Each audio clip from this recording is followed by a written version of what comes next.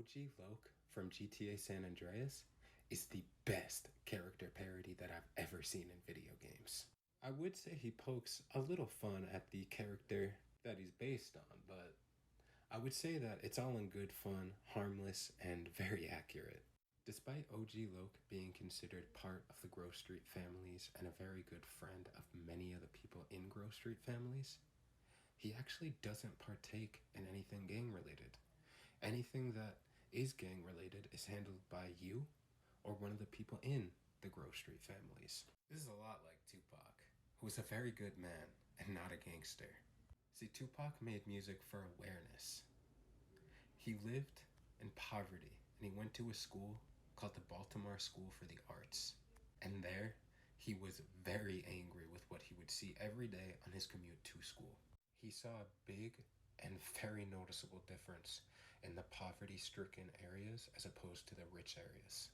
This man's music was made to shine a light on all of the issues going on in his area.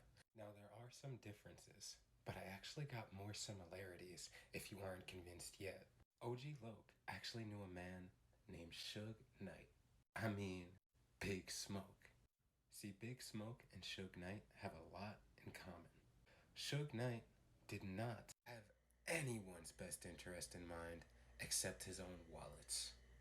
Which reminds me a lot of how Big Smoke was part of the PR team for OG Loke, who would get some funds from OG Loke's music, who would then use them to fund his addiction, which, if you remember, was very against the Grove Street family's policy, as they were against any fun-time substances. It reminds me a lot of the beef between Tupac and Biggie.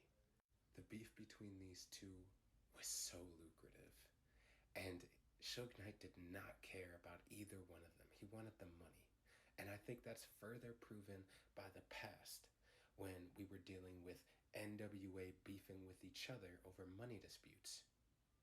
We all know what Suge Knight did to Eazy-E. And one more just to seal the deal.